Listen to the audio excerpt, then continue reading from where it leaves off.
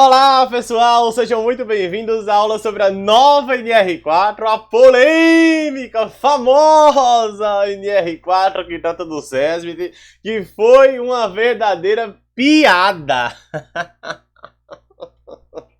Isso, achou? Vou colocar aqui, tem coisa, esse negócio de trabalhar com SST é interessante. Tem coisa que se contasse pra gente a gente não acreditaria, né? A gente só acredita porque vivenciou, cara. Ei, olha, a terceirização do SESMIT, a discussão sobre isso, foi o ponto que mais travou a norma. Você deve ter acompanhado isso. Desde 2020 que vem essa discussão, era para ter sido publicado em 2021, junto com a norma da CIPA.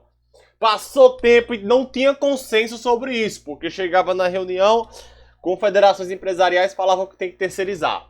Chegava para a central sindical, dizia que era prejuízo, não pode terceirizar a sede. Pô, não entrou em consenso, marca outra reunião.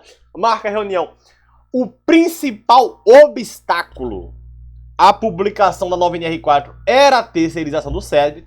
Passaram-se anos discutindo isso e quando chama o Ministério Público do Trabalho, o Ministério Público fala que, olha, vocês não podem falar sobre isso dentro de uma norma, porque a CTPP é para discussões técnicas. A CTPP deve falar sobre o gerenciamento de risco, como deve acontecer, como é que deve ocorrer as atividades de espaço confinado, trabalho à altura. São discussões técnicas e não de direito. Por hierarquia das leis, a pirâmide de Haskell, que fala que tem uma hierarquia da lei, uma portaria não pode contradizer a lei da terceirização. Se existe a lei da terceirização hierarquicamente superior, falando que pode terceirizar tudo, publicar uma portaria contradizendo a lei não tem nenhum sentido. Ou seja, essa discussão da terceirização do SESMIT na NR4 foi inútil. Não é que a discussão não seja válida, tem que debater. Inclusive, eu acho que foi um profundo retrocesso. Você que trabalha com terceirizado aí sabe muito bem disso. Hoje há uma diferenciação muito grande entre trabalhador contratado e trabalhador da empresa própria. Eu vivenciei isso particularmente na Petrobras, quando fui responsável pelo gerenciamento dos terceirizados. Vivenciei mais profundamente ainda quando trabalhei em consultoria o ano 2020 todinho, auditando o terceirizado, na pandemia. Conheço de perto essa relação e sei que quando a ordem vem da empresa contratante, o terceirizado acolhe. Porque se não acolher, vai chegar no gestor de contrato, pode pedir a substituição do empregado. Quando o SESMIT vem da empresa principal, ele tem autonomia para cobrar o cumprimento das regras de segurança. A partir do momento que o SESMIT é uma empresa como qualquer outro terceirizado, ele perde esse poder de comando que ele precisa para impor a ordem no ambiente de trabalho. Esse é o ponto da terceirização. Teve estabelecimento que eu vivenciei que o pessoal falava comigo olhando pro crachá.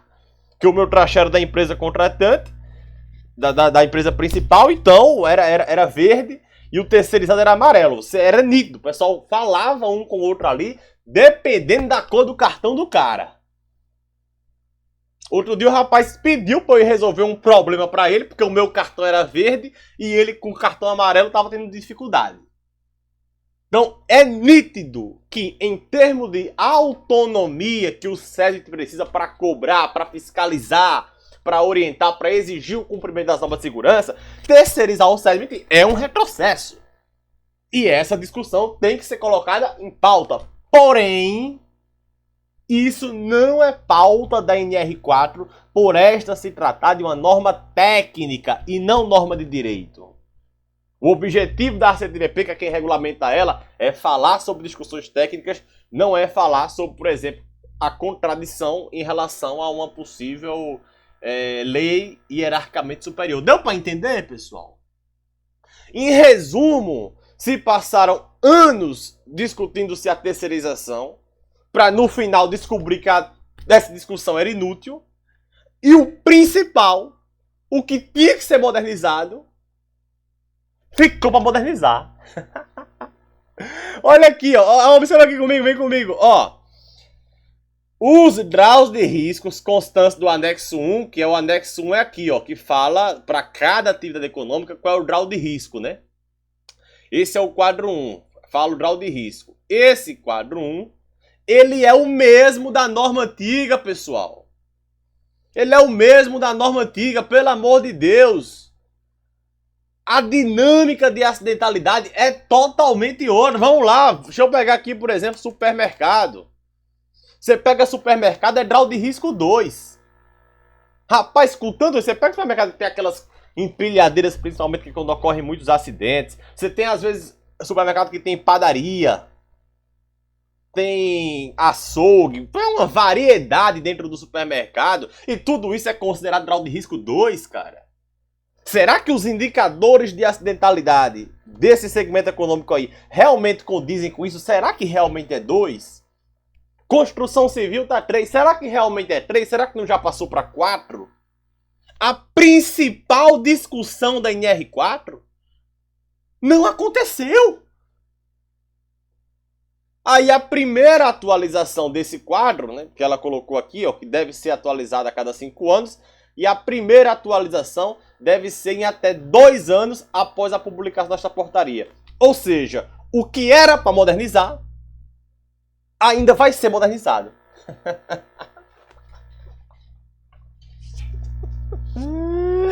Meus amigos, é como eu disse, se me contassem eu não acreditaria. Eu só acredito porque eu vivencio isso aí. 2 anos discutindo uma terceirização para no final descobrir que não adiantava discutir isso, porque a CTBP não tem competência para falar de direito. E o principal ponto, a discussão técnica da modernização ficou para depois. Isso para não falar no dimensionamento também, que manteve o mesmo dimensionamento. Esse quadro aqui, ó, o quadro aqui do dimensionamento do SESMIT, é o mesmo quadro da norma antiga. É o mesmo quadro, 501 empregados, grau de risco 2, gente. 501 empregados, o supermercado tem que ter 500 empregados para ter um técnico de segurança do trabalho. Peraí, amigo, se você falar, mas não é obrigatório o governo ter que exigir a contratação de um profissional, eu não acho justo obrigar as empresas a contratar, essa é outra discussão. Que existe essa discussão. Deveria ser obrigatório o SESMIT ou não? Existe. Mas isso é outra discussão. Agora, se for para obrigar, vamos fazer isso de forma razoável. Vamos fazer com o mínimo de racionalidade. Aí você pega 500 empregados grau de risco 2. Eu venho falando isso há bastante tempo. Você tem sua casa aí, 5 pessoas, mora bem na tua casa. Bota 100 pessoas na tua casa, começa a dar problema de energia, movimentação de pessoas. Grau de risco mínimo a casa, mas só em ter muita gente criou-se um risco. Aumentou o seu nível. Então, mesma coisa aqui. 500 empregados para grau de risco 2, principalmente no cenário brasileiro, formado por micro e pequena empresa, principalmente num cenário de terceirização constante, isso é absolutamente fora da realidade atual do Brasil.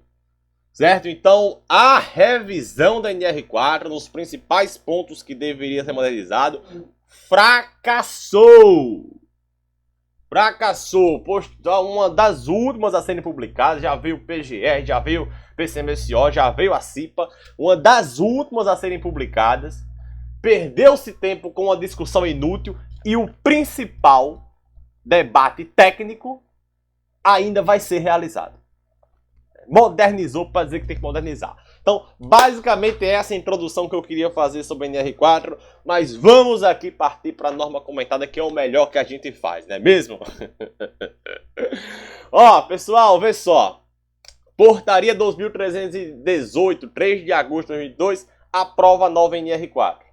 Como eu falei para vocês, esses quadros aqui que determinam o KNAI e o grau de risco, esses quadros ainda já deveriam ser atualizados, já deveriam ser modernizados. Era o principal ponto de atualização a ser realizada no dimensional do SESMIT e não foi, porém ficou aqui um artigo estabelecendo que eles devem ser atualizados a cada 5 anos, porque o indicador de acidentalidade pode variar. Então você pega, por exemplo, o estabelecimento hoje como indústria automobilística. Pode ser que esse segmento adoeça, acidente tantas pessoas que ele é grau de risco 3 hoje, amanhã pode ser 4, né? Próximo ano pode ser 4. Daqui a 5 anos, na verdade, né? Pode ser 4. Então isso é dinâmico. Assim como o segmento lá, fabricação de produtos de padaria, que é grau de risco 3, pode ser que depois venha a se considerar como grau de risco 2. Enfim, ou pode ser grau de risco 4 também, mas é preciso você estudar os indicadores para fazer com que esse grau de risco versus atividade econômica esteja baseado numa análise sensata, né? Então ficou aí a perspectiva para que eles sejam atualizados a cada 5 anos, e a primeira atualização deve ser em até 2 anos, como eu falei, é a modernização que diz que tem que modernizar, né? A proposta deve ser apreciada pela CTPP, deve indicar o prazo de adequação das organizações, né? Se mudar o quadro lá tem que falar, pô, começa a partir do próximo ano, enfim, deve indicar o prazo. Os SESMITs em funcionamento devem ser redimensionados nos termos da NR4, haja visto que o terceirizado passa a incluir a base de cálculo da contratante, o terceirizado fixo. Essa mudança, é evidente, é um ponto positivo. Aquele terceirizado de limpeza, por exemplo, terceirizado de vigilância, que está dentro do estabelecimento rotineiramente, faz parte ali daquele ambiente de trabalho, ele deve ser incluído no SESMIT da contratante. Vamos falar sobre isso melhor daqui a pouquinho.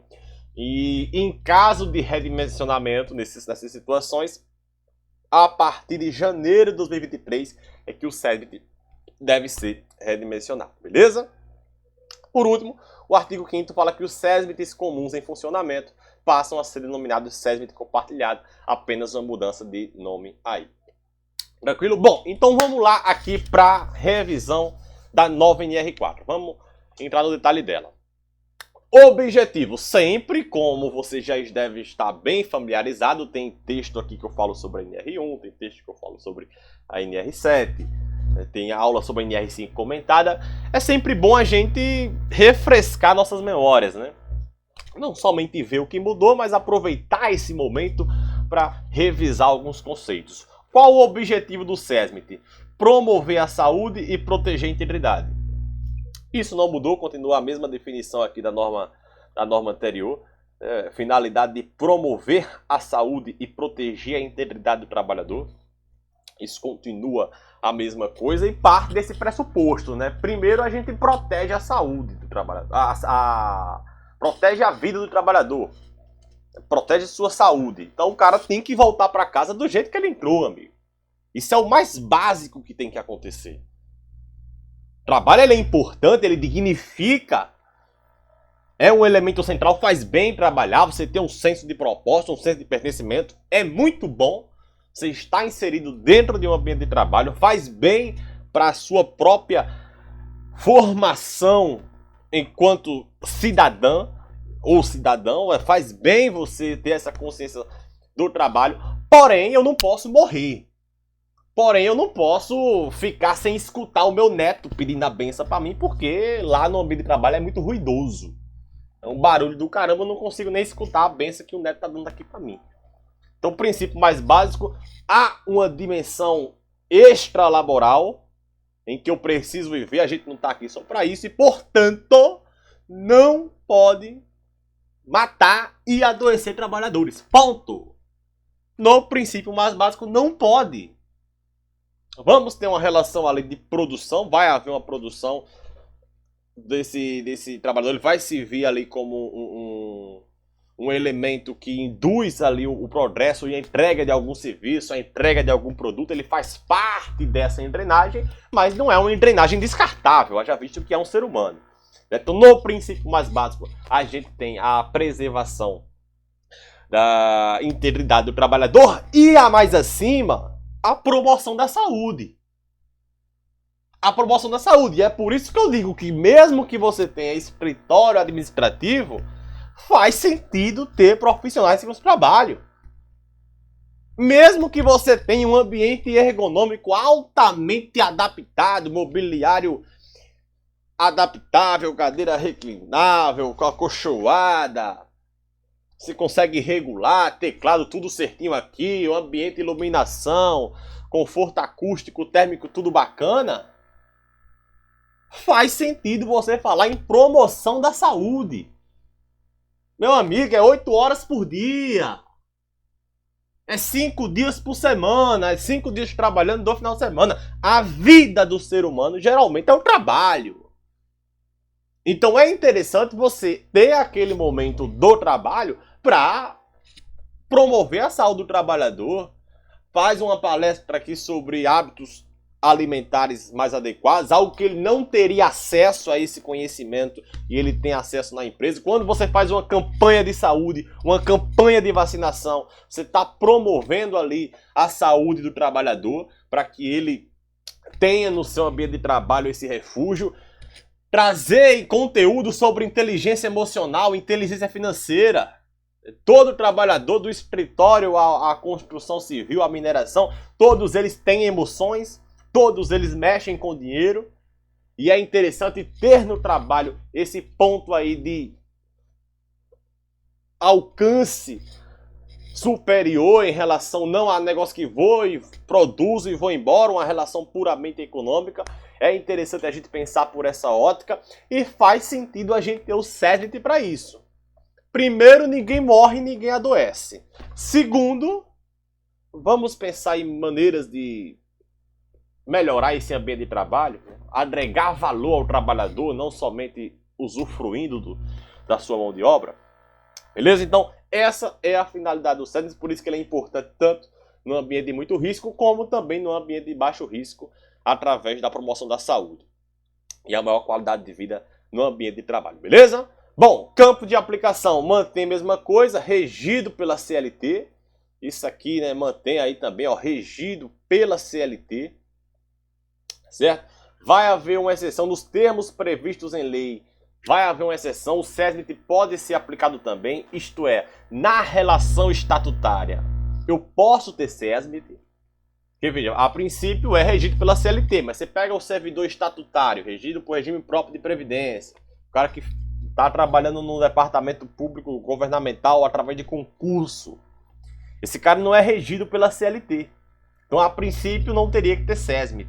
Ele não entra para cálculo do SESMIT. Porém, se alguma lei estadual determinar que aquele órgão deve ter SESMIT, aplica-se NR4.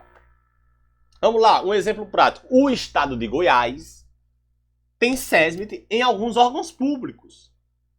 A princípio ele não era obrigado, porque os seus servidores não são regidos pela CLT. A princípio ele não era obrigado. Porém, o estado de Goiás entendeu que é interessante ter SESMIT lá. Logo, se tem uma lei, nos termos previstos em lei, falando que deverá ter SESMIT em determinada repartição pública, aplica-se o disposto na NR4 às outras relações jurídicas, como é o caso dessa relação do servidor estatutário. Beleza? A princípio, obrigatório CLT, e se tiver alguma lei falando sobre isso, é possível que o SESMIT seja aplicado mesmo para trabalhadores que não sejam regidos pela consolidação das leis do trabalho. Vamos seguindo. Competência, composição e funcionamento. Compete ao SESMIT. Esse ponto aqui foi legal. Esse ponto aqui foi legal, principalmente no último tópico, que é o tópico de acompanhar e participar nas ações do PCMSO. Rapaz, isso era uma dor de cabeça. Isso era uma dor de cabeça, cara. Eu, em minhas auditorias, né, cansei de perguntar ao pessoal, olha, aí como é que tá o PCMSO? Não, o PCMSO é com o médico do trabalho. Não, mas, ó, tem risco no PCMSO que não tá no PGR. Não, mas aí PCMSO é com o médico do trabalho. Como se o médico fosse uma entidade apartada, totalmente distante das ações de segurança do trabalho. E o detalhe é que o PCMSO é o comprovante de resultado da gestão da SST. É lógico, por melhor que esteja o teu PGR, inventário de risco, plano de ação, você monta a estratégia no PGR, avalia risco, coloca medida de controle. Se avalia, faz uma estratégia de gerenciamento de risco no PGR e o resultado desse PGR, para saber se ele está sendo bom ou não, vem do PCMSO. Porque é o PCMSO que fala quantos trabalhadores estão afastados do trabalho. É o PCMSO que fala quantas CACs foram abertas. Então, por melhor que esteja o PGR, se tiver aumentando o número de colaboradores afastados do ambiente de trabalho por natureza acidentária, se tiver aumentando o número de CAC, de que adianta esse programa bonito com a matriz colorida, baseado na ISO 31000 e na gestão de risco das galáxias? De que adianta? Sempre que for falar se a tua gestão é boa ou ruim, sempre perguntar o nível da tua gestão, tem que ter o PCMSO debaixo do braço. E a revisão do PGR, eu falei isso lá na live do NR7, ela tem potencial de resultado bem maior que a revisão do PCMSO tem potencial de produzir resultado muito mais que o PGR. Eu defendo até a mudança de nome, porque, pô, saiu de PPRA para PGR, chamou a atenção, né? Chamou a atenção. Muita gente, pô, caramba, PPRA, o cara do RH, não sabia para que funcionava, mas sabia que tinha um PPRA. O contador sabia nem para onde ia, mas sabia que tinha PPRA. É um programa consolidado. De repente, acabou esse programa. Vem um PGR, isso chama a atenção. É um boom de pessoas para entender como é que funciona o novo PGR. O PCMSO mudou igualmente. Vou mais além, mudou mais radicalmente do que o PGR, mas manteve o mesmo nome. E se manter o mesmo nome, não tem esse glamour, não chama a atenção para ele. Tá certo? Então, só te adiantando aqui bem rapidamente, a obrigatoriedade de análise estatística no PCMSO, de fazer uma comparação com o ano anterior, o médico agora tem que justificar a comparação com o ano anterior. Pô, esse ano foi 10 CATs, ano passado tinha sido 5, por que aumentou? Sem isso o PCMSO não vale de nada. E ano após ano você, pô, era 5, passou para 10, passou para 15, passou para 18, ano após ano você tendo que justificar esse aumento, de uma certa forma isso provoca um incômodo.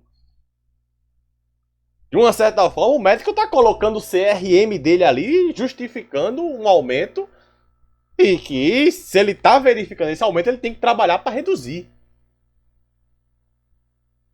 Então, essa obrigatoriedade de olhar para o anterior, quantas CATs foram abertas esse ano? Beleza, foi 20, tranquilo. É maior ou menor que o ano anterior? É maior, por quê? É menor, porque também melhorou. Legal, compartilha aí no teu programa o que fez com que o número de CATs abertas diminuísse. Então isso é um ponto muito interessante que tem potencial de dar resultado. Eu já vi que coloca pressão ali no médico que assina o documento. O PGR, via de regra, tem gente que vai só trocar a capa. Vai pegar uma matriz Ctrl+C, Ctrl+V, pegar um modelo aí qualquer e fazer o que sempre fez, vai ser apenas um papel. Então não é a mudança de PPRA para PGR, porque agora o gerenciamento de risco ocupacional. Peraí, meus amigos.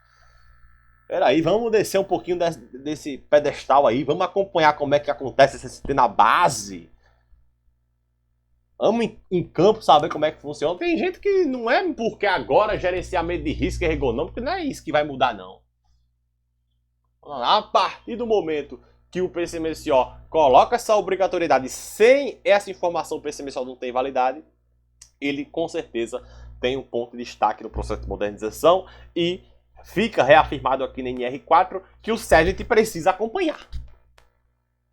Sempre que for falar da gestão de SST, tem que ter debaixo do braço aqui, ó. A minha gestão é boa. Olha aqui o PCMSO comprovando que não tem exame alterado. Que todas as audiometrias realizadas estão ok. Olha aqui o que prova que o PGR está sendo implantado. Beleza? Então, esse tópico aqui não tinha no texto antigo. Se você olhar aqui das atribuições do SESMIT, ó, Você não vai encontrar absolutamente nada relacionado ao PCMSO. Pode procurar aqui PCMSO, você não vai encontrar nada relacionado a isso. Então esse ponto foi uma novidade e reforça essa necessidade de interação entre em segurança do trabalho e medicina, né? É um serviço especializado, é uma equipe. Então todos são responsáveis pelo resultado desse projeto, seja ele bom, seja ele ruim. Não é só culpa do técnico, não é só culpa do engenheiro, não é só culpa do médico. É da equipe como um todo. Beleza? Então, foi um destaque importante. No mais, elaborar e participar da elaboração do inventário de risco, acompanhar a implementação do plano de ação do PGR, implantar medidas de prevenção de acordo com a classificação do risco do PGR e na ordem de prioridade estabelecida na NR1. Isto é, começa pela proteção coletiva. Começa pela proteção coletiva. É algo que absolutamente não acontece hoje no cenário da CST. Sempre que se identifica o risco, medida de controle, EPI.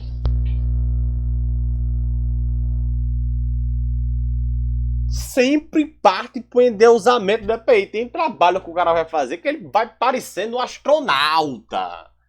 De tanto equipamento que se coloca, meu amigo, você jura que ele vai entrar numa zona de infecção ali radioativa, que ele tem que estar 100% protegido, não pode nem respirar.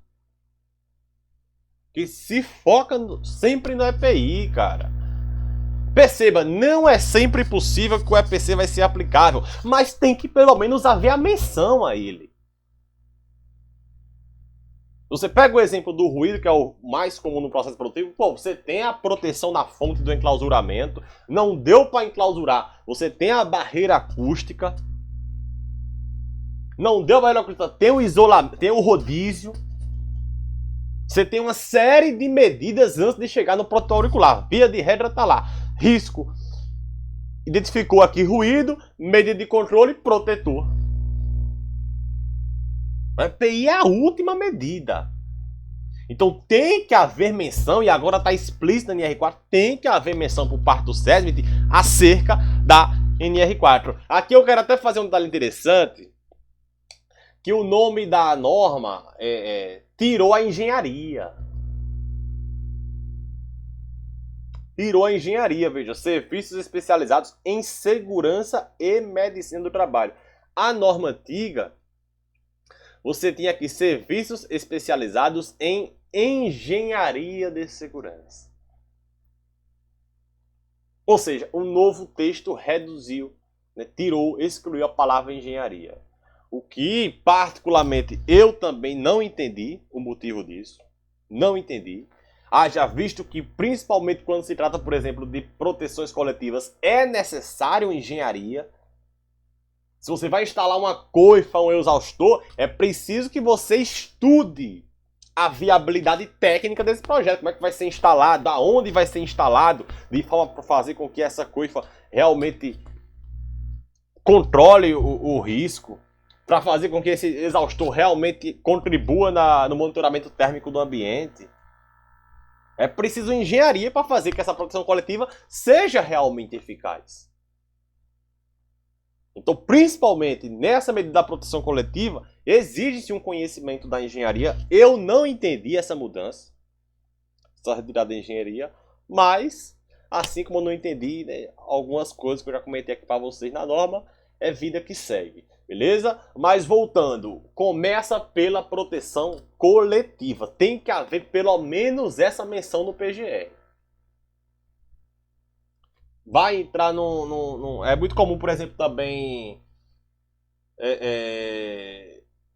você vê algumas atividades que envolvem produtos químicos, por exemplo, gases e vapores, em que em nenhum momento se pensa sobre a eliminação daquele gás, a eliminação daquele agente químico, a eliminação daquele gás não, o controle do gás ao nível respirável, a eliminação de determinado agente químico, a sua neutralização, enfim, não se pensa em nenhum momento na eliminação do risco e foca-se sempre no EPI. Isso é um erro muito grande que acontece hoje e que a NR4 deixa claro aqui pra gente que a ordem de prioridade, as medidas de prevenção devem ser de acordo com a ordem de prioridade estabelecidas na NR1. Em suma, se o seu PGR vai direto no EPI, tem-se aí uma brecha, uma tara jurídica para que você possa ter problemas caso sua gestão de SST venha a ser questionada juridicamente. Beleza? Bom, vamos seguir. Elaborar plano de trabalho e monitorar metas e indicadores. Isso também é outro ponto muito importante. Nossa gestão tem que ser baseada em dados. Sem números é apenas uma opinião. Sem números é apenas uma opinião, cara. Eu acho que os impostos, por exemplo, no Brasil são muito altos. É quanto muito alto? Tem que ter número. Qual é a carga tributária em cima do PIB? A carga tributária brasileira em cima do PIB é quanto? Pra dizer que é muito. Não, mas é porque eu fico vendo ali na nota fiscal, pô, é imposto. Sim, tudo bem, mas é quanto que isso representa no orçamento? Eu venho da engenharia de produção e uma das coisas que eu agradeço muito da formação da engenharia é essa, né? Porque, pô, cara,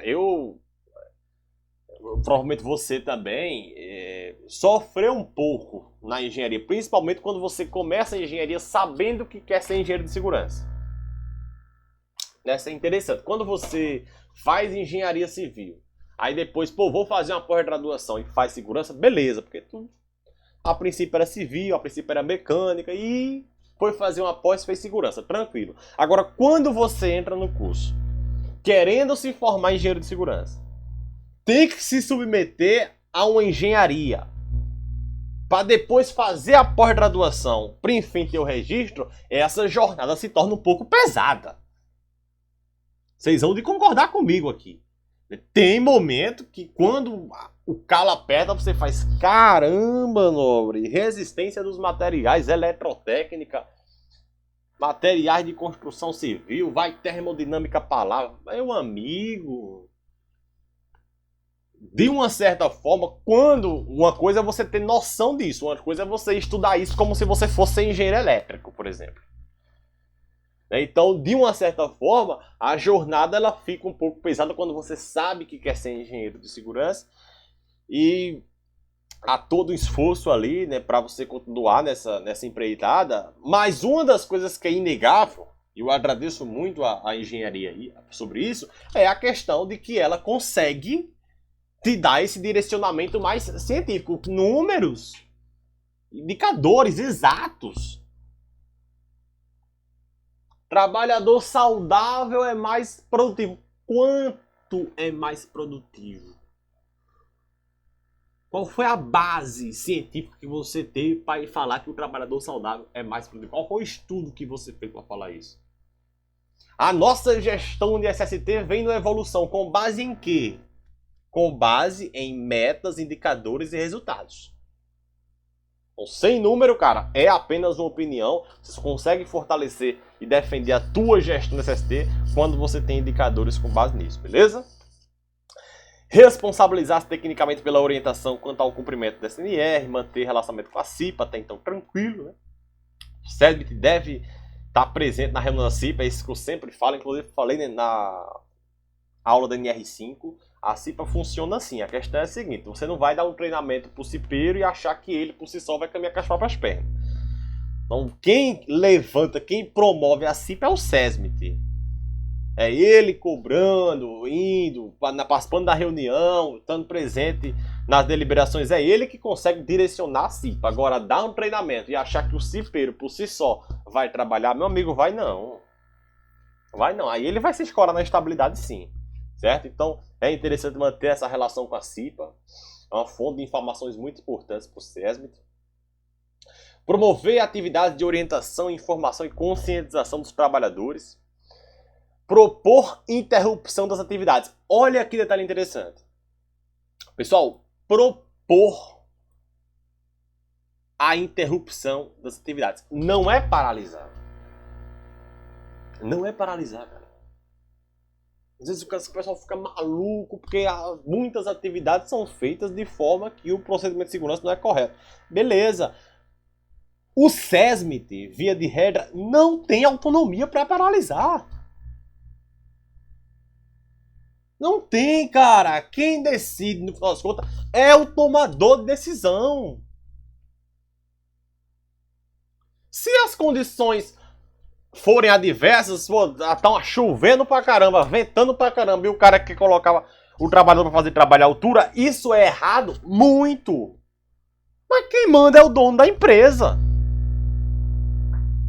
Se ele que disser que é pra fazer, e aí? O que cabe ao SESMIT é propor a interrupção das atividades. Porque se essa bomba estourar e o trabalhador tiver um acidente porque ventou muito e derrubou o andame, lascou tudo, o cara caiu lá de cima, aí você tem como se resguardar em caso de responsabilização penal de que, olha, a minha parte enquanto profissional de SST eu fiz. E o grande detalhe aqui é a forma que é feita essa comunicação, porque você também não pode colocar um e-mail pro cara de forma ameaçadora. A comunicação é fundamental. Eu entendo perfeitamente essa discussão. Já passei, inclusive, por situações como essa. Já passei. Na hora que a bomba explode, todo mundo é inocente. Meu pai do céu, falta só colocar a coisinha do anjo aqui em cima. Tem que santificar esse pessoal, porque como é que aconteceu um acidente com esses montes de santos da prevenção aí, cara? Ah, mas eu não sabia que isto estava ocorrendo. Ah, eu não sabia que deveria ser feito de uma forma diferente. Ah, eu tô aqui no escritório, não tenho como acompanhar. Na hora que a bomba explode, todo mundo é inocente. E vai arrebentar para o ponto mais fraco. Se o SESMIT não tiver resguardado, pode ter problema na justiça. Você pode até posteriormente conseguir provar sua inocência, mas até lá tem todo um desgaste psicológico e emocional de estar sendo colocado como réu dentro de um processo penal. Desejo a ninguém, e é isso que você está falando mesmo, infelizmente é uma profissão ingrata. Eu já comentei sobre isso, é uma profissão ingrata, cara. O cara que trabalha nesse SST, ele tem que ter o senso de propósito imbuído nele. Ele tem que entender que realmente está ali porque acredita que o trabalho dele vai desonerar a Previdência, que vai ter menos gente na Previdência recebendo auxílio acidentário, então isso diminui o gasto público, vai ter menos gente no SUS, vai estar contribuindo com famílias, porque o trabalhador vai voltar para casa saudável para poder ir no parque com a família no final de semana, para poder escutar, assistir uma televisão com o filho. Tem que ter esse senso, ainda que ilusório, tem que ter esse senso, porque se for estar na SST só para garantir a renda, cara, esquece, vai fazer outra coisa. Vai fazer outra coisa, de coração. Hoje tem inúmeras formas, a internet aí deu liberdade para muita gente trabalhar de N formas possíveis, vai procurar algo melhor, porque na hora que a bomba explodir, isso vai pesar muito sobre você. Você tá aqui em perrengue do caramba, fazendo o seu melhor, cara. Num ambiente de trabalho todo santo dia, se esforçando para promover a cultura de segurança. Na hora que a bomba explode, a culpa vem para mim? Tem noção do quão revoltante é isso? Eu passei por uma situação desse dia desses, eu fiquei extremamente magoado. Não é possível, cara, não é possível. Em todas as reuniões eu coloquei isso aqui, tá nítido para qualquer pessoa, para todas as testemunhas, tá nítido. Qual foi o meu posicionamento sobre isso? Como é que a bomba recai para mim?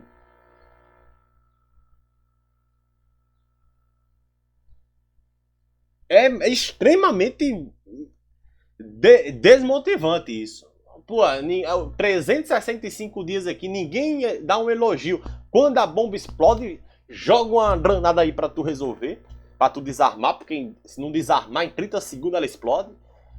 Entendeu? Então, assim, realmente tem esse ponto aí de ingratidão um pouco, né? Porque na hora que a bomba explode, todo mundo é inocente e a culpa é do SESMIT. Então, assim, o que é que eu recomendo aqui? Tem que propor. A forma de comunicação é que é mais importante, porque se tem salário, tem que colocar comida dentro de casa, também não pode encontrar a empresa. Se eu recebo e-mail, eu gestor, recebo um e-mail em que você está me incriminando, eu preciso dizer, rapaz, vou tirar esse cara. Vou tirar esse cara porque esse e-mail aqui é incriminador, cara. É melhor contratar outra pessoa que vai passar, que nem vai passar e-mail, que vai fazer que não viu. Vai ter essa relação, a gente tem a dependência do tomador de decisão. Então, você expressar isso, olha, reitero através desse e-mail que a atividade realizada em tal local não estava de acordo com os requisitos de segurança do trabalho. Como integrante do serviço especializado, dói não falar engenharia, né? Como integrante do serviço especializado em segurança e medicina do trabalho,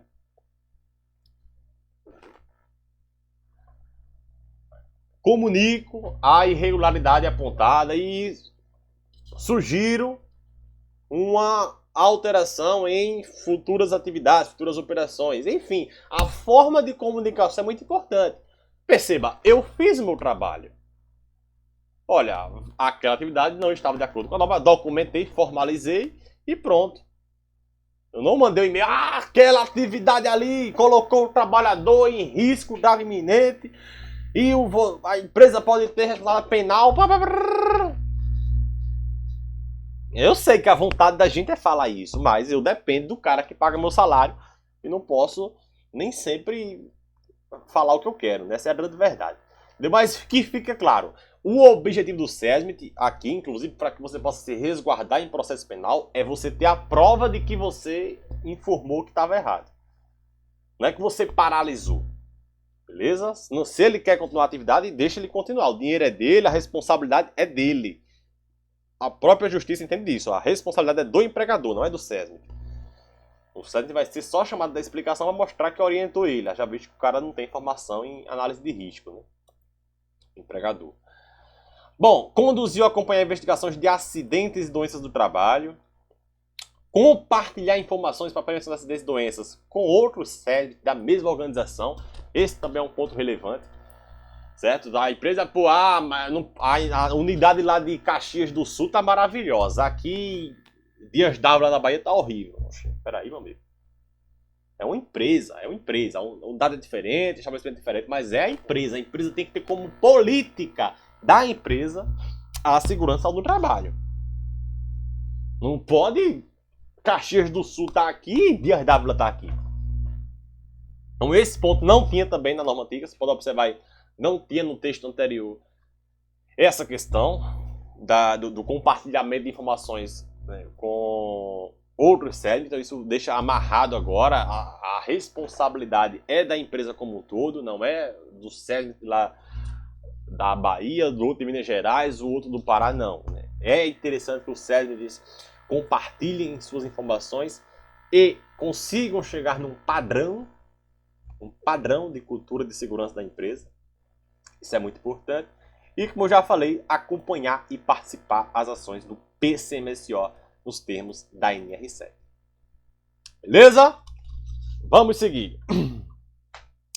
O SESMIT deve ser composto por médico do trabalho, engenheiro de segurança, técnico em segurança, enfermeiro do trabalho e auxiliar de enfermagem. Tranquilo, nada mudou, tudo segue. Os profissionais devem possuir formação e registro profissional em conformidade com o disposto na regulamentação. Aqui não entrou a pauta do tecnólogo. Certo? Talvez tenha algum tecnólogo vendo aqui essa apresentação. Não entrou na pauta do SESMIT. Inclusive teve nem atenção isso aí, porque o curso de tecnólogo foi uma invenção do mercado. Tá? Deixa eu ser honesto aqui contigo. O que aconteceu foi um grupo de pessoas decidiu criar isso. Eu tenho o técnico para nível médio e tem engenharia de segurança nível superior. Pô, mas tem um gargalo aqui, né? que um é pós-graduação e o outro é nível técnico. Vamos criar um nível superior aqui. E aí, pedagogicamente, conseguiu apoio no médico. No médico, ó. Apoio no MEC. Conseguiu apoio no MEC para instituir isso como um curso legal. Então, inclusive, vale para concurso, né? Você faz concurso tecnólogo, ele é válido como curso reconhecido pelo MEC para você assumir um concurso público de nível superior. Porém, não teve nenhum debate técnico específico na segunda do trabalho para trazer isso aí para o SESI, para falar onde isso seria relevante, aonde ele deveria englobar ações do nível técnico, englobar ações do nível superior. Não teve nenhum debate sobre isso. Por isso que a discussão do tecnólogo no NR4 foi irrelevante. Foi colocada em pauta, evidentemente, mas foi rapidamente descartado, não teve nenhuma profundidade quanto a isso, porque esse curso foi uma invenção do mercado. O pessoal lá que criou, conseguiu a aprovação no MEC e lançou, mas em termos aqui de segurança do trabalho, ninguém chegou para discutir como é que isso aconteceria, até onde isso seria viável, se poderia ser incluído no CERMIT ou não, certo? Então, deixando isso muito claro aí, não é desmerecendo nada, mas é apenas um curso que não teve apoio, bases técnica normativa, base técnica científica para que viesse a ser introduzido no mercado. Alguém criou, conseguiu no MEC e vida que segue. Beleza? O SESMIT deve ser coordenado por um dos profissionais deste serviço. Então veja bem, gente, o SESMIT não é coordenado especificamente por um engenheiro ou por um médico. Você pode ter técnico em segurança do trabalho responsável pelo SESMIT. Isso é interessante, né? Porque às vezes o técnico sabe muito mais que o engenheiro. O cara tem 10 anos de casa, conhece tudo do processo e ele se coloca como a pessoa mais apta a coordenar as ações do SESMIT. Pode ser um técnico em enfermagem também, não tem determinação de que é médico ou engenheiro. Então isso é um ponto importante, né? Porque dá o direcionamento aí para qualquer profissional do SESMIT. Se o técnico está se colocando, ele é visivelmente a pessoa que mais domina as orientações, o caminho a ser trilhado pelo SESMIT, dá a braçadeira de capitão para ele, cara. Dá a braçadeira de capitão no peito, bota a faixa e vida que segue. O chefe aqui do SESMIT é o Tec Segurança. Eu, inclusive, já vi técnicos que estão trabalho coordenando o SESMIT com engenheiro, com médico e tudo mais. Certo? Não é porque mas nível superior é para graduação, não. Aqui, no estabelecimento da empresa aqui, eu sou a pessoa mais apta.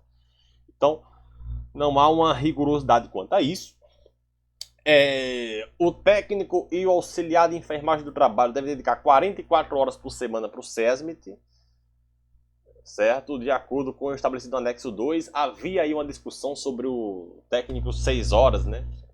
Empresas de grau de risco 1 e 2, porque em algumas organizações, que eu inclusive acharia até válido a ideia, você tem, por exemplo, organização grau de risco 1, às vezes você tem um técnico 8 horas, eu falei, ambiente controlado, a empresa investiu nos ambientes ergonômicos, a parte de extintor tá tudo tranquila, eventualmente tem manutenções, então às vezes tem um técnico ali 44 horas, ao meu ver, né, numa empresa de grau de risco muito baixo, é desnecessário e poderia ter uma regulamentação aí para que o técnico atuasse dentro de um regime de 6 horas, que de qualquer forma daria suporte, né? Daria suporte todo dia ali, caso tivesse alguma emergência, caso tivesse alguma necessidade. Mas isso não veio avançar, né? Não veio avançar. O fato é que técnico e auxiliar de enfermagem, 44 horas por semana. Beleza? Aí tem outra novidade aqui no item 4.3.6. Na modalidade de SESMIT individual, caso a organização possua mais de um técnico de segurança, olha aqui, hein? Novidade, não tinha no antigo texto, não tinha isso, não tinha, pode procurar que não tem. Quando tiver SESMIT, vamos ver daqui a pouquinho esse individual aqui, mas quando tiver SESMIT, Caso a organização possua mais de um técnico de segurança, as escalas de trabalho devem ser estabelecidas de forma a garantir o atendimento por pelo menos um desses profissionais em cada turno, que atingir 101 ou mais trabalhadores e 50 ou mais trabalhadores por grau de risco 4. Então, 101 para grau de risco 3 e 50 ou mais para grau de risco 4. Gente, vê só, deixa eu falar uma coisinha com vocês aqui. A gente vai falar melhor sobre isso, né, em uma aula esquematizada. Porque, por exemplo, SESMIT individual, SESMIT regionalizado, tem algumas particularidades que é interessante você fazer isso com apoio de quadros, né, com apoio mais visual. Só lendo aqui a norma fica confuso, beleza? Então depois eu vou trazer essas situações com mais calma em outro vídeo. Agora, te explicando aqui rapidamente, para não ficar em cima do muro, a questão é a seguinte. A empresa é obrigada a ter 2 técnicos em segurança do trabalho, certo? Pega uma empresa aí, vamos ver um dimensionamento aqui. Vamos pegar um exemplo aqui. Pronto. Pega uma empresa aí, grau de risco 3. Pode ser, por exemplo, a indústria automobilística. Você pega grau de risco 3, 300 empregados, né? 251 a 500. Ó, tem que ter 2 técnicos. Essa empresa, ela opera em vários turnos. Às vezes em 3 turnos. Opera 24 horas.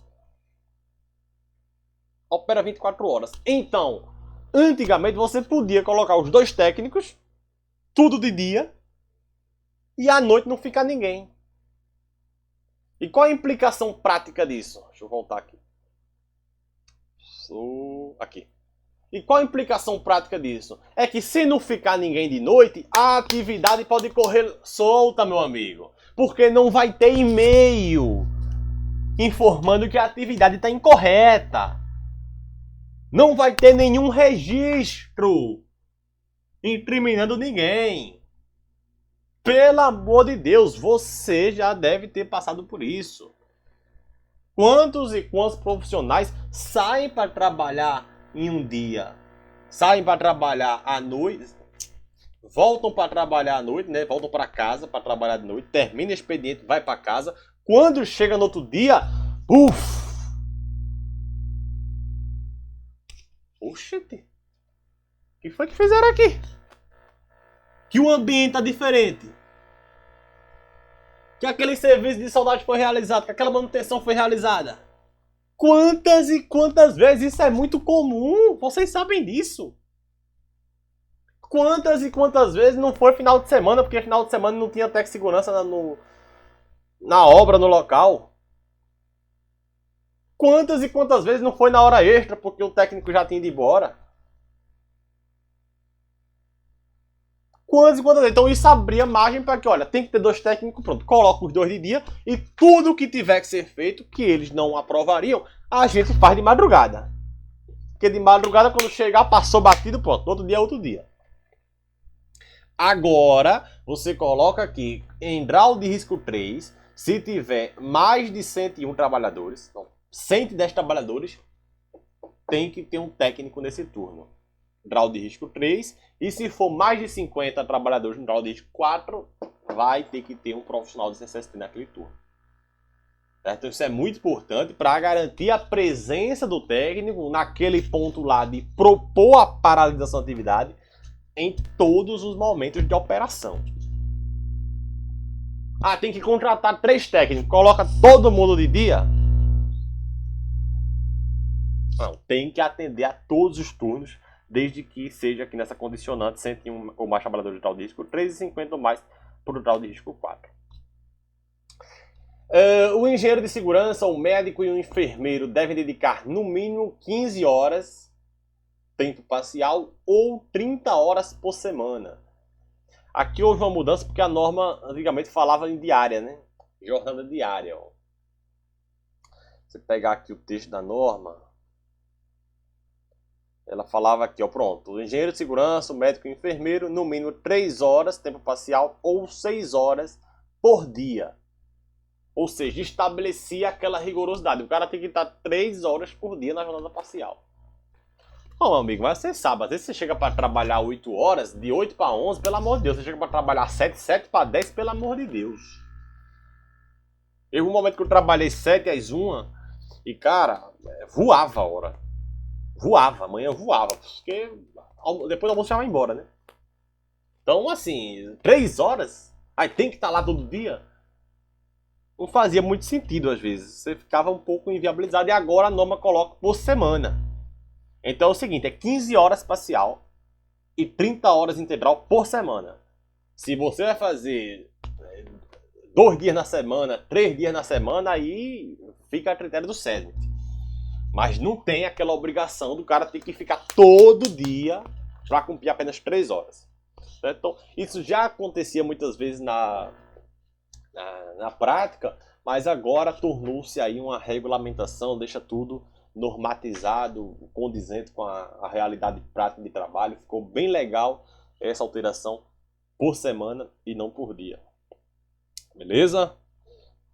Relativamente aos profissionais referidos no item 4.3.7, para cumprimento das atividades do SESMIT em tempo integral, a organização pode contratar mais de um profissional, desde que cada um dedique no mínimo a metade da carga horária semanal. O que é que isso quer dizer? Vem comigo aqui, ó, vem comigo.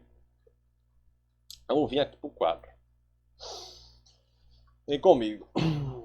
Olha, pronto, pega uma empresa aqui que tem que ter um engenheiro de segurança. Vamos pegar uma que tem que ter engenheiro de segurança. Tempo integral. Aqui, ó. Pronto, você pega uma empresa aí, 501 empregados.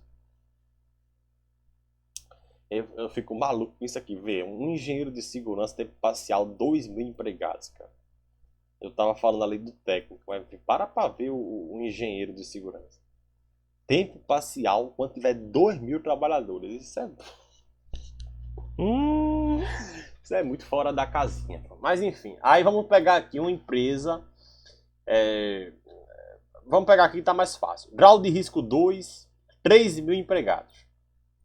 Ó, 12.000 a 3.500 tem que ter um engenheiro em tempo integral. Certo? Esse asterisco aqui é tempo parcial, ó, é tempo parcial. E aqui você tem um engenheiro de tempo integral. Aqui, engenheiro tempo integral. Beleza, o que acontece? Quando a empresa é obrigada a ter esse engenheiro, 30 horas, jornada completa, ela pode ter 2 engenheiros, cada um de 15 horas. Entendeu? Pronto, 3.000 empregados, grau de risco 2, tem que ter um engenheiro de segurança. A empresa pode, caso queira,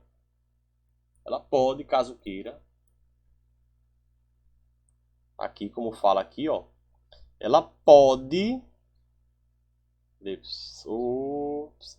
contratar mais de um profissional, desde que cada um dedique no mínimo a metade da carga horária semanal. Então, se um precisa ser 30 horas, ela pode pegar 2 de 15.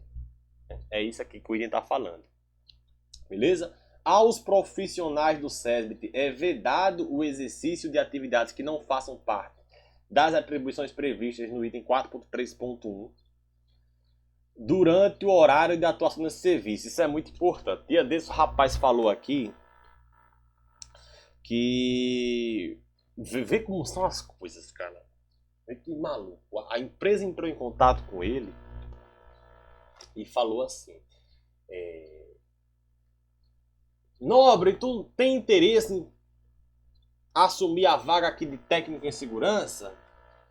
Pois, pô, como é que seriam as condições e tal, não sei o que. Ela começou a falar, tá, as condições, salário, benefício. Agora tem um detalhe, tu também vai ser o almoxarife.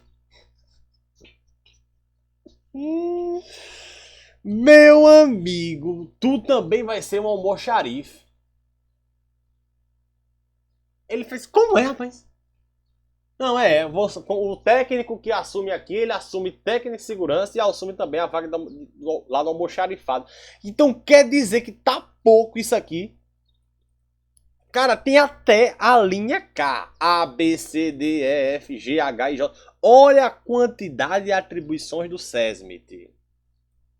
O cara ainda quer incluir uma linha L almoxarife? Isso é de um desrespeito, de uma desvalorização sem precedente, cara. Isso é maluco, é maluco, maluco. É maluco. Inclusive, essa empresa podia tomar um processo.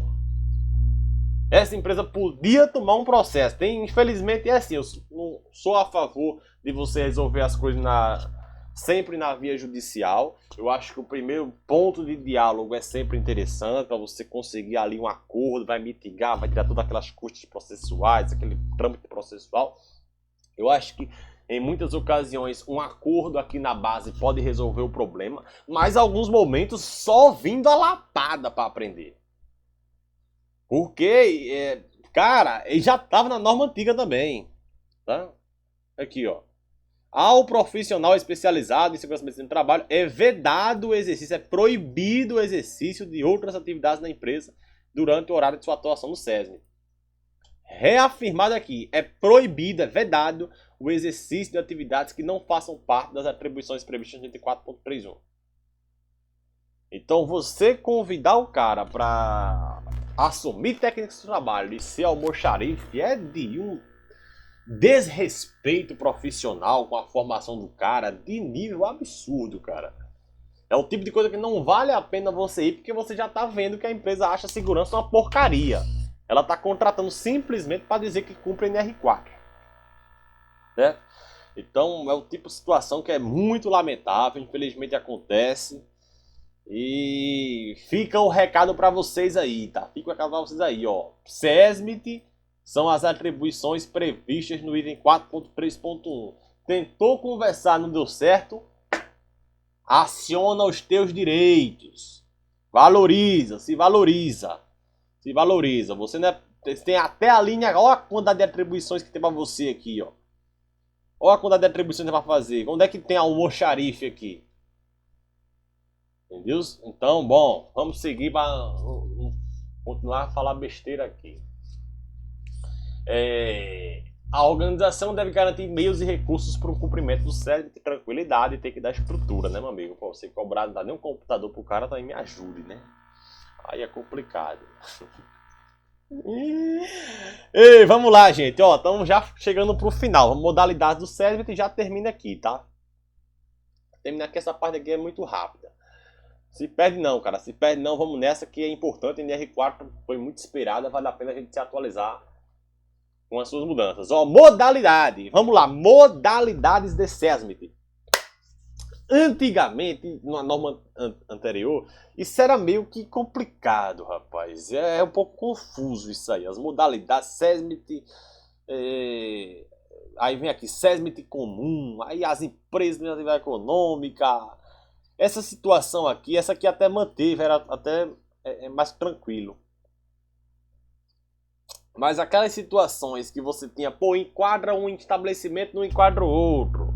Enquadra dois estabelecimentos, não enquadra os demais. Isso era meio confuso, né?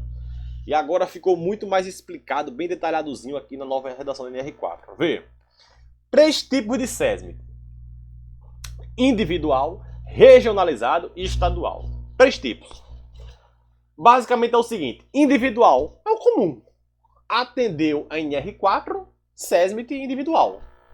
Não tem mistério, não tem polêmica, vida que segue tranquilidade. SESMIT individual, vida que segue normalmente. SESMIT atendeu o quadro lá do NR4. Aí vem as modalidades regionalizado ou estadual. Que a gente vai ver melhor. Só confirmando aqui, ó, SESMIT, independente da sua modalidade, deve atender estabelecimento da mesma unidade da federação. Só reforçando isso aqui, tá, pessoal? Antes de chegar lá no regionalizado estadual, que é o seguinte. O SESMIT é por estado. O SESMIT, ele atende por estado. Então, o dimensionamento da empresa, a empresa opera no Brasil todinho. O número de trabalhadores dela não é o número do Brasil.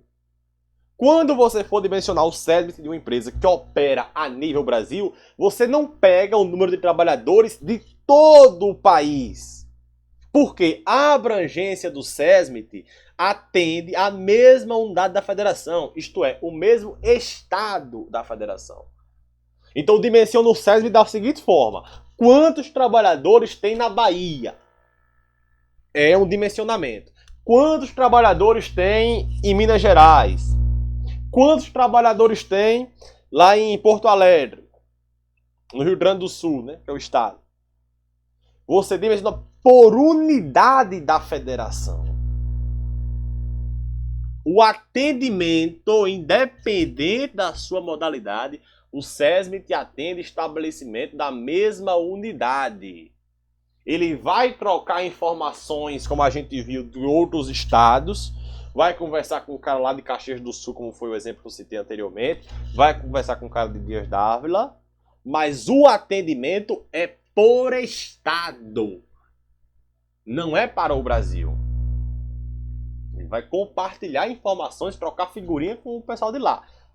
Mas a sua responsabilidade é naquele estado que ele está alocado, beleza? Então, como eu falei, o SESMIT individual, quando o estabelecimento se enquadrar no anexo 2 da norma, o anexo 2 é justamente esse quadro aqui, né? Isso é tranquilo, ó, anexo 2 da norma, anexo 2, que é o dimensionamento do SESMIT. Então, se enquadrou aqui, SESMIT individual, tranquilo, não tem problema quanto a isso. SESMIT regionalizado. Quando possuir estabelecimento que se enquadre no anexo 2 e outros estabelecimentos que não se enquadram. Então, o que acontece? A empresa tem aqui 500 empregados em um estabelecimento, mas no outro só tem 50. Então, o SESMIT atende, dimensiona para um, mas não dimensiona para o outro. O que é que acontece? Esse é o famoso SESMIT regionalizado, onde a assistência em segurança e saúde no trabalho deve ser estendida aos demais trabalhadores e considerar o somatório no seu dimensionamento. Estou aqui na Paraíba. 500 empregados, 50, 40 e 30. O que acontece? Vai ter um dimensionamento aqui. Esse aqui caiu para o SESMIT e caiu. Só que tem os outros que não podem ficar sem assistência. Então o que acontece? Nesse caso que um se enquadra e os outros não, eu somo todo mundo e dimensiono pelo total. Repito, eu não vou ficar entrando no detalhe aqui, porque só falando é um pouco complicado. Essa aula fica mais didática se for esquematizada, né? Pega um exemplo, tá? Coloca num quadro, explica. E fica muito melhor de entender, porque só falando é um pouco complicado, pode até lhe confundir. Mas deu para entender isso, né? Você pega o total, soma todo mundo, quando um se enquadrar e outro não. Soma todo mundo e esse SESMIT aqui vai atender os demais. Havendo mais de um estabelecimento que se enquadra no anexo 2, então vamos dizer que 2 se enquadra e 3 não, a empresa pode ter mais de um SESMIT regionalizado. Beleza? A organização deve constituir SESMIT estadual quando o somatório de trabalhadores de todos os estabelecimentos da mesma unidade da federação, do mesmo estado, alcança os limites no anexo 2, mas nenhum estabelecimento individualmente se enquadra. Ou seja, se você ficou confuso, são 3 tipos. Enquadrou, individual, morreu, acabou. Um enquadra e o restante não, ou 2 enquadra e o restante não, né? Tem estabelecimento que se enquadra e tem outros que não, é SESMIT regionalizado.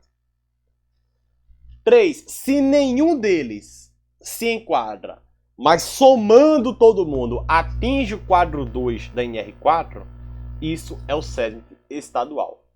Individualmente, nenhum estabelecimento individualmente se enquadra, mas o somatório alcança os limites previstos no anexo 2.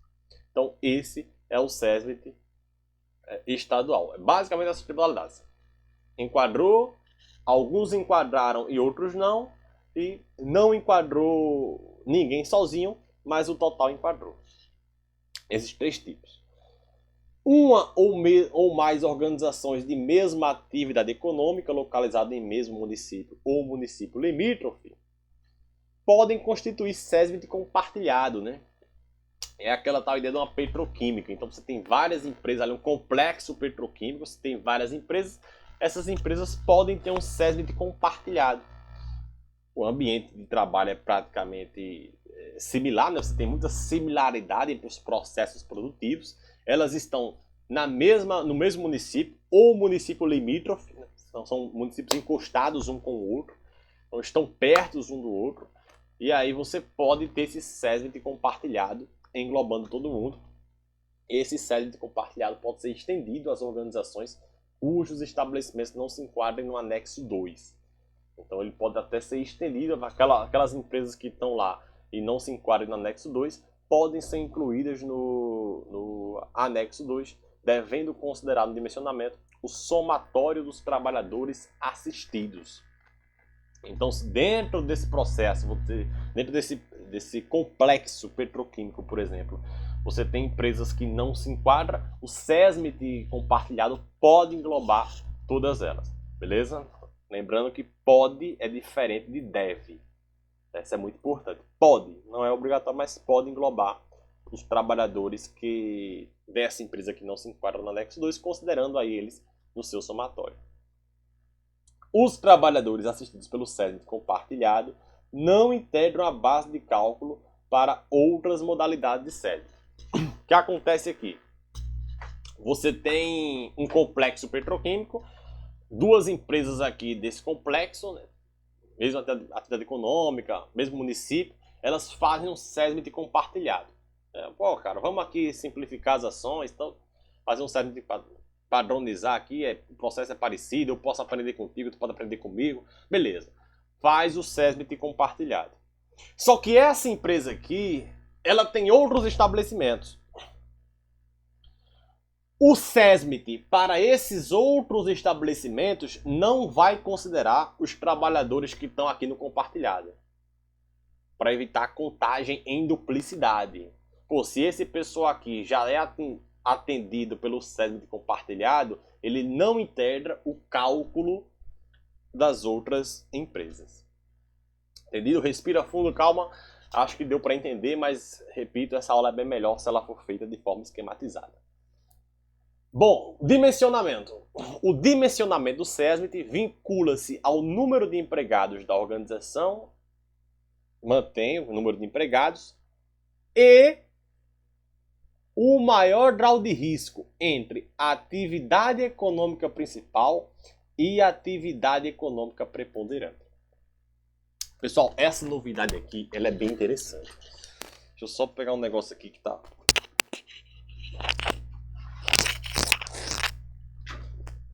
Deu uma caidinha aqui. Ó, essa...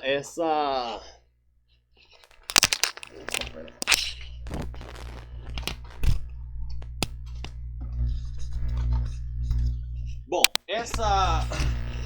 Deixa eu voltar aqui, tinha caído a camisa aqui. Ao vivo é assim mesmo, meu amigo. É ao vivo e a cores. Comigo... Não é bem ao vivo, né? Mas online é assim mesmo. A gravação tem 1 hora, você já tem gravação aí de 3 horas, daqui a pouco a mente já tá divagando, a gente tá falando sobre as pirâmides do Egito, já tem gente que já tá começando a fazer barulho que durante 1 hora não tinha barulho, e vida que segue. Isso é a live direto, né? Ai, meu povo, vamos lá. Ó, gente, isso aqui é uma das mudanças mais importantes da NR4, cara.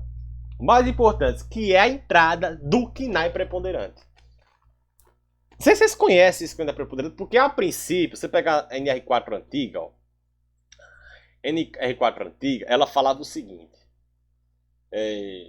O dimensionamento do SESMIT vincula-se à gradação do risco da atividade principal, e número de total de empregados do estabelecimento. Ou seja, via de regra, para você dimensionar o SESMIT, você pegava o risco do cartão CNPJ. Tem quando você coloca aí o CNPJ da empresa? CNPJ, tal. KNAI. Pronto, aquele era o KNAI que você usava para dimensionar o SESMIT. Porém, nem sempre ele correspondia ao KNAI de maior risco. ou ao KNAI que ocupava mais trabalhadores do estabelecimento. Vamos dar um exemplo. Vou dar um exemplo para você. Ó, reflete aqui comigo. Na sua região, provavelmente tem uma concessionária de carro. Concessionária. Suponha aqui comigo concessionária.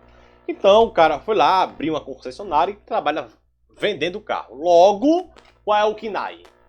Comércio varejista de carro.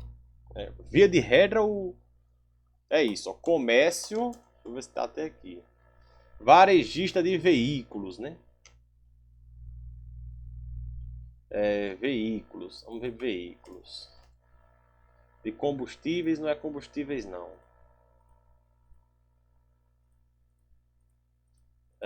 Fabricação. Tem um KNAI de comércio de carro. Não estou encontrando aqui agora. Mas tem um KNAI de comércio de carro.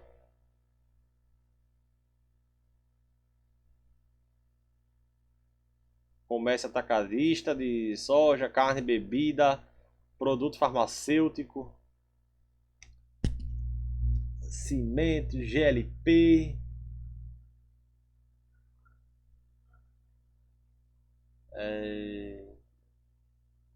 Tem um de carro aqui. Eletrodoméstico, móvel. Bom, enfim, eu não estou vendo facilmente aqui agora, mas tem. O KNAI da concessionária. Varejista de produtos. Não sei porque não está aparecendo aqui. Veículo. Só tem fabricação, gente. Como assim? Cadê o comércio de carros?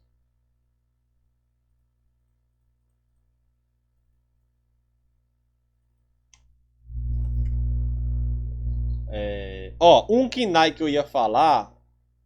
Pronto, vamos fazer o seguinte. Vamos pegar aqui. Tem um comércio aí de carro, mas eu não estou achando agora. Vê, ó. Volta pro exemplo aqui. Ei, se perde não.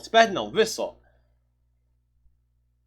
Aqui, tá aqui, ó. Comércio a varejo, tá na minha frente, quase mordendo. Comércio a varejo e por atacado de veículos automotores. Grau de risco 2. Certo? Então, concessionária de veículos, grau de risco 2. O cara pega, abre a concessionária e ele vende carro. Pega, ó, pessoal, vamos aqui, eu compro o teu a 25, amanhã eu vendo a 30 tal, e tem uma concessionária. Aí esse cara tem uma ideia que é a seguinte, cara. Mas eu tava pensando aqui, ele compra carro, ele vai ter que fazer manutenção. Não tem a revisão que tem que ser feita, 10 mil quilômetros, por aí vai. Esse cara compra o carro, obrigatoriamente, ele tem que estar sempre fazendo manutenção e revisão. Então, eu vou vender o carro, mas vou também explorar esse serviço de manutenção e reparação de veículos automotores, que é grau de risco 3. Comércio é grau de risco 2. Aí ele abre essa oficinazinha lá nos fundos da concessionária. E lá na oficina tem 20 trabalhadores. Vendendo o carro, tem 10. Então é 10 pessoas para vender, mas na manutenção tem 20 trabalhadores. Qual é a atividade econômica preponderante? É a manutenção. Tem muito mais trabalhadores na manutenção do que trabalhador vendendo. Ou seja, o grau de risco correto é o grau de risco 3, manutenção e reparação de veículos. O que está no cartão CNPJ dele é o 2. Isso acontecia muito na legislação previdenciária. Já existe o conceito do KNAI preponderante, né? Para você determinar, por exemplo, a alíquota de pagamento lá do GILRAT, o Seguro Acidente de Trabalho, você tem 1, 2 ou 3% baseado no KNAI preponderante. Então, se você vai, por exemplo, para uma concessionária, que ele é obrigado a pagar lá o tributo da SST, na tributação, mesmo que o KNAI principal dela fosse comércio, ela teria que recolher o imposto por manutenção de veículos. Por quê? Porque é a atividade que ocupa o maior número de trabalhadores. No SESMIT não era esse raciocínio. No SESMIT era o cartão do CNPJ. Deu para pegar, pessoal? No SESMIT antigo era gradação risco da atividade principal. Era o cartão CNPJ. A partir de agora, eu vou fazer essa análise entre o risco principal. Cadê? Entre o risco da atividade econômica principal e a atividade econômica preponderante. Qual é o maior grau de risco entre os dois? De tal maneira que, para dimensionar o SESMIT, eu preciso saber qual é a atividade que ocupa mais trabalhadores nesse estabelecimento aqui. O contrário também poderia acontecer. Você tem, por exemplo, uma empresa de aviação que ela tem um escritório administrativo.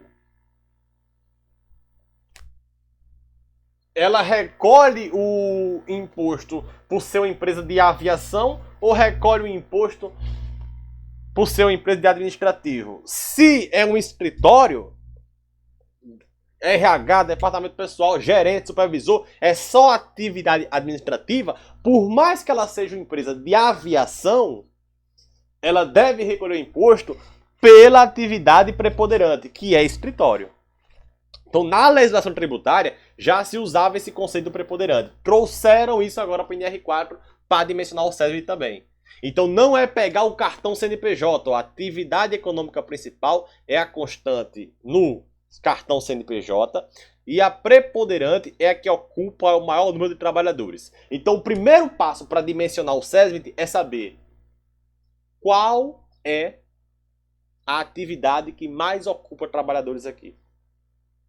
Compara isso com o KNAI do cartão CNPJ e o maior grau de risco entre elas é que vai ficar. Beleza? Então, esse conceito do KNAI preponderante entra aqui. É interessante essa ideia, né? Porque traz ali o princípio da primazia da realidade. Fazer com que o SESMIT seja dimensionado com base naquilo que ele realmente deve ser. Certo? Aqui há uma diferença na questão de que deve ser feita essa comparação. É o maior grau de risco. É o maior grau de risco.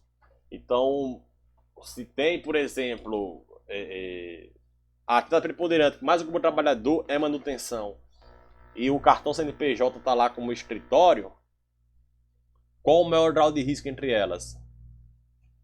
Qual o maior grau de risco? Manutenção ou escritório? Manutenção. Dimensiona o SESMIT por manutenção. Entendeu? Fica claro isso, tá, pessoal? Vou dimensionar o SESMIT. Primeiro, número de trabalhadores. Beleza, número de empregados. Tranquilo, peguei empregados aqui. Segunda informação, eu preciso saber o KNAI do cartão CNPJ. Muito simples, boto na internet e consegue CNPJ. E pego aqui o KNAI preponderante. Analisa na empresa, CBO, dessa atividade, qual é a atividade que mais ocupa o trabalhador. É a atividade operacional? É a atividade administrativa? Qual é a atividade? Compara o cartão CNPJ com o KNAI preponderante. O que tiver maior grau de risco, dimensiona o SESMIT. Tranquilo?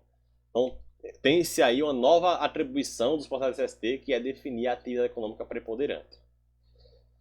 Em atividades econômicas distintas com o mesmo número de trabalhadores, considera como preponderante aquela com maior grau de risco, como já havia falado. Outra novidade, na contratação de empresa prestadora de serviço a terceiros, o SESMIT da contratante é dimensionado considerando o número total de empregados da contratante e trabalhadores das contratadas, quando o trabalho for realizado de forma não eventual. Ou seja, o terceirizado fixo deve ser incluído na base de cálculo da contratante. Porque é justamente isso que a gente estava conversando no início. Pô, você tem um estabelecimento aí que tem 500 trabalhadores, mas são 10 empresas diferentes. Se eu fazer pelas 10 empresas, ninguém tem SESMIT. Fazendo pelas 10 empresas, ninguém tem SESMIT.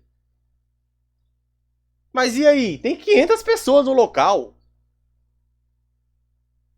Então, se for terceirizado fixo, o pessoal da limpeza não está lá todo dia, não faz parte do processo, o pessoal da vigilância não está lá todo dia, não faz parte do processo, esse pessoal entra na base de cálculo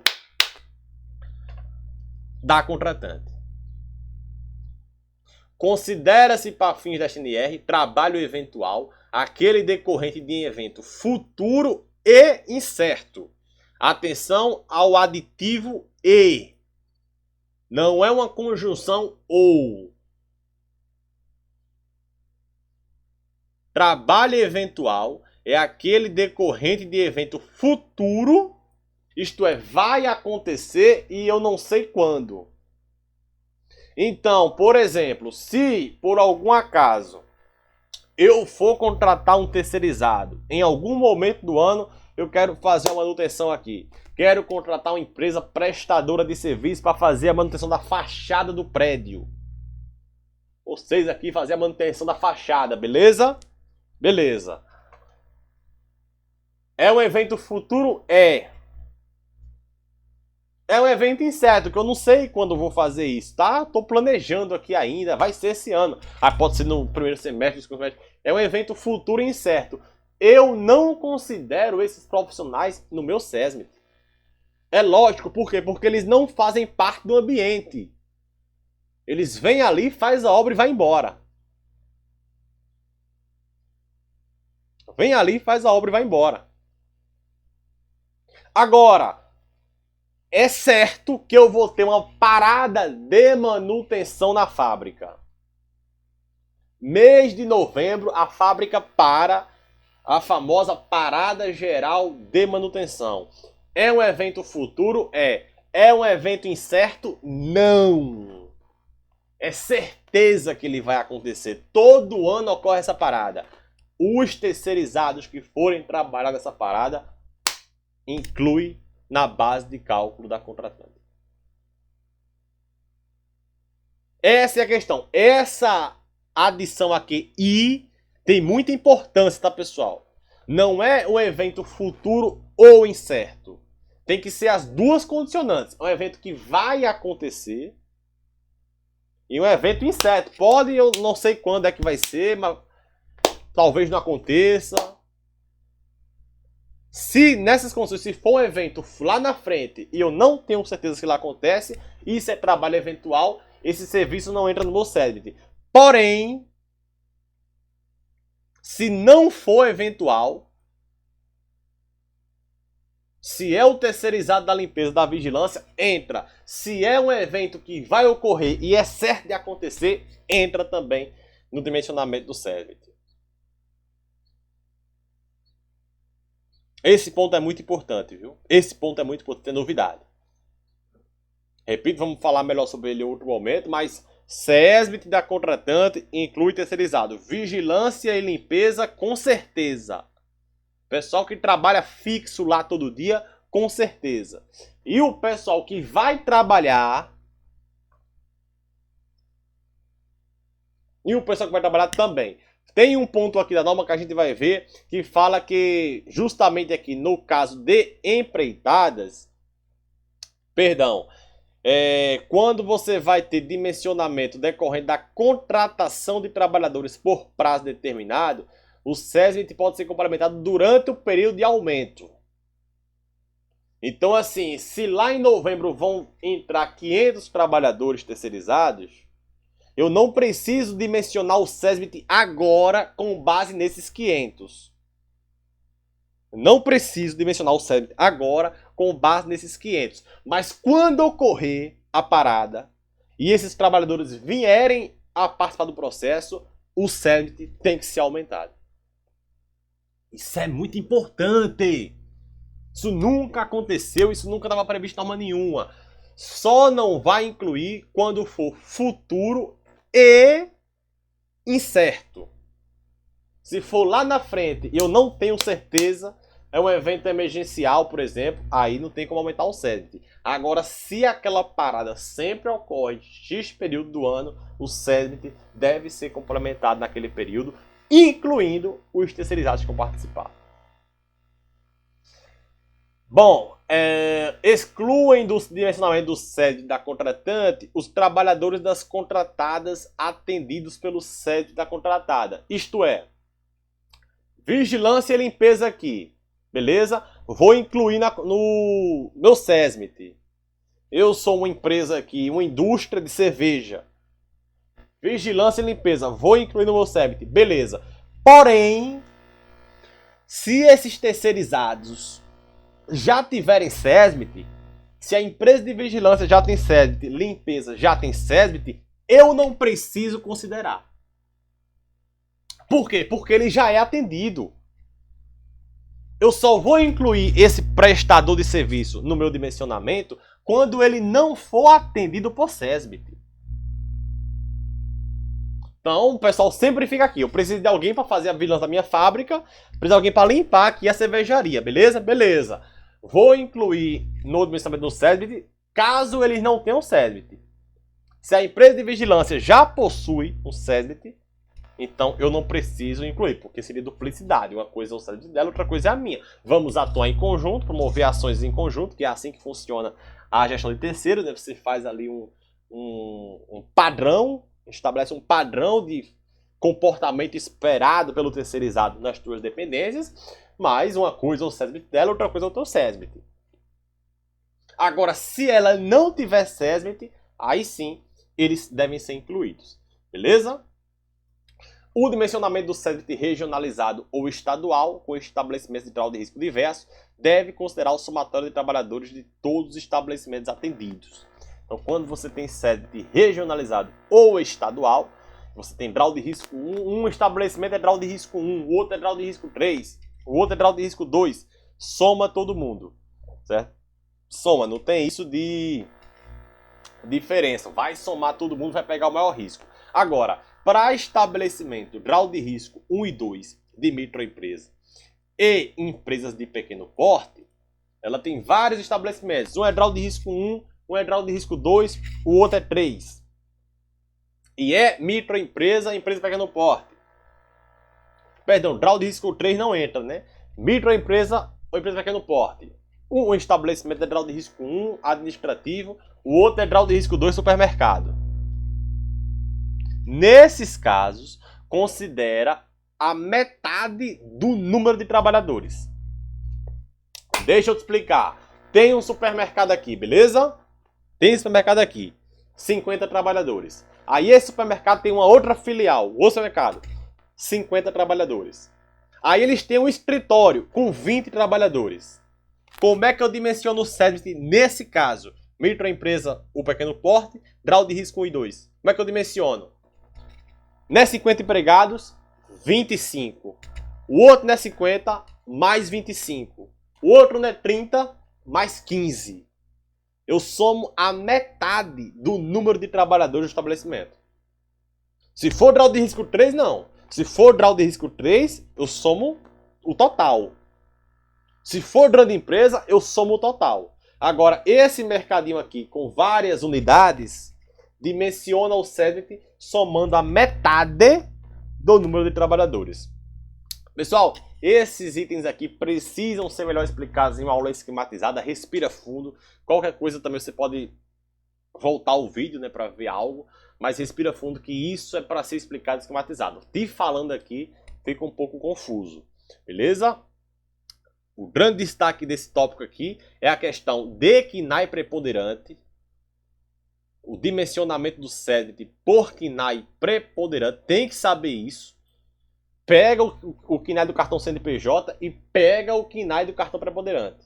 O cartão e pega o KNAI preponderante. Qual é a atividade que mais ocupa o trabalhador do estabelecimento? No caso da concessionária, é a venda ou é a manutenção? Pega esses dois. É preciso pegar esses dois para dimensionar o SESMIT. Dentre esses dois, o que tiver maior grau de risco é que fica. Beleza?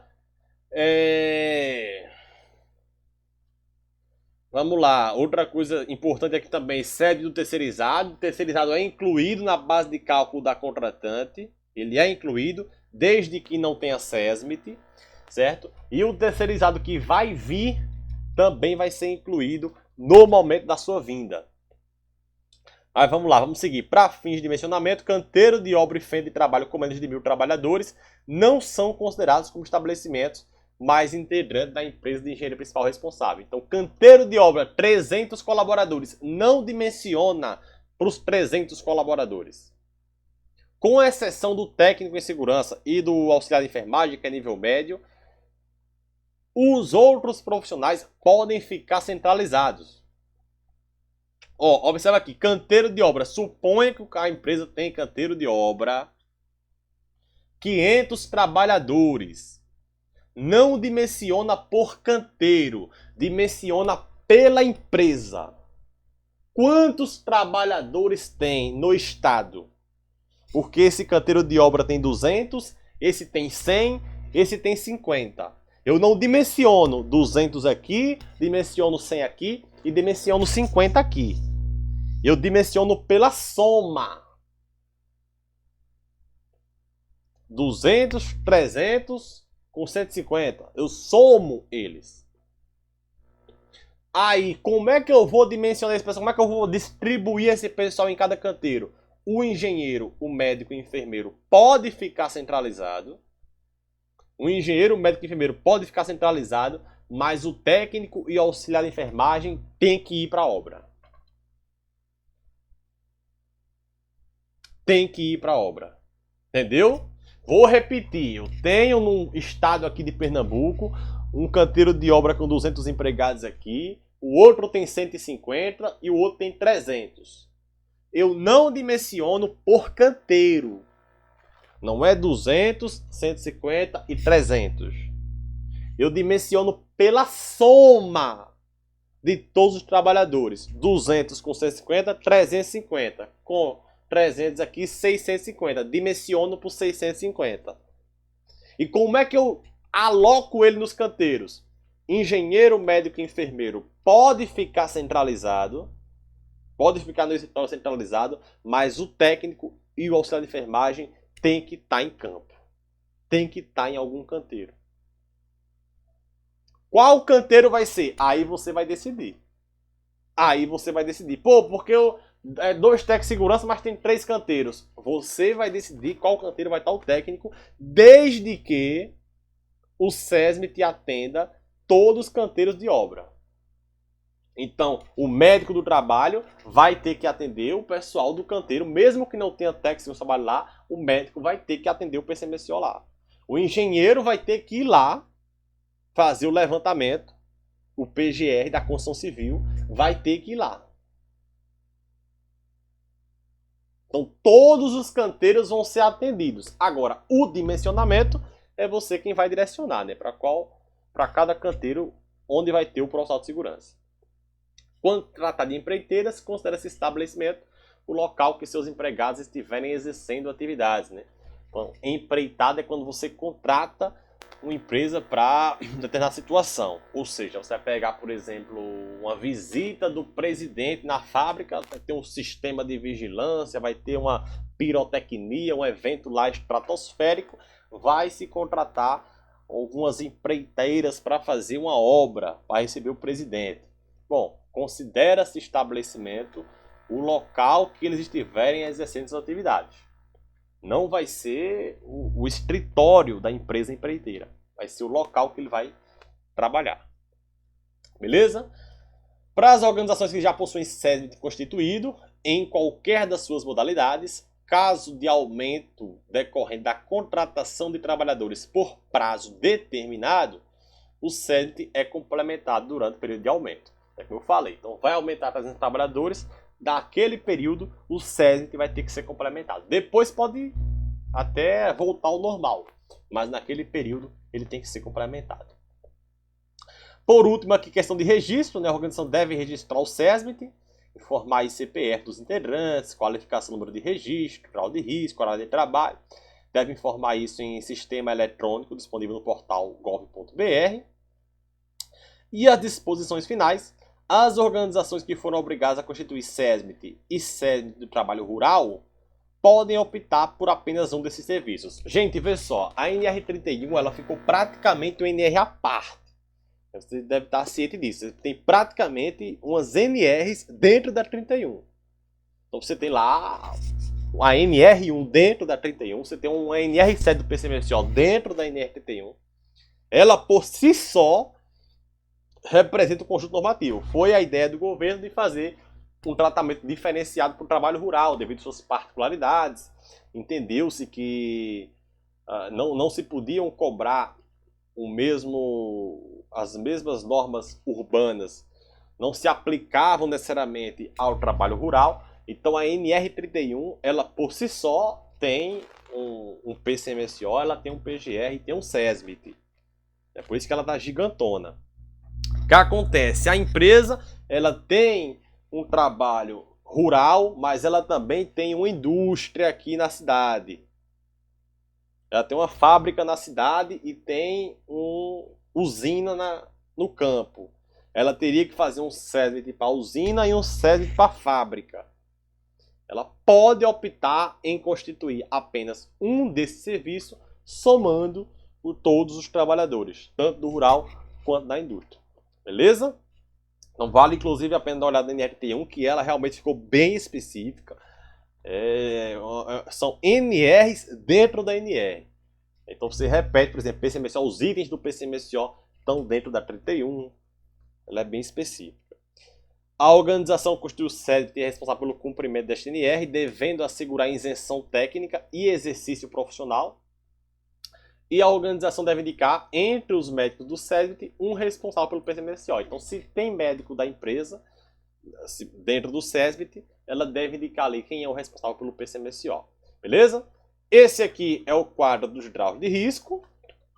Como falei, vai ser atualizado em até 2 anos.